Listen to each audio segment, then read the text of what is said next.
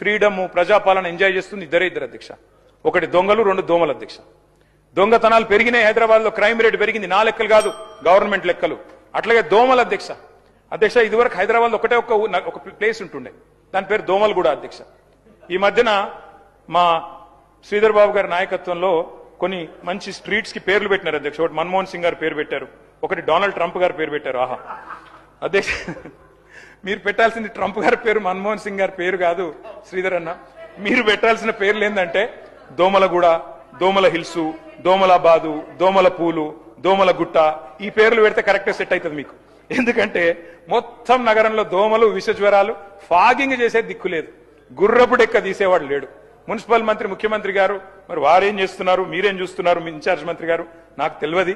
నేను మిమ్మల్ని అంటలేను సార్ అటంటూ. కాబట్టి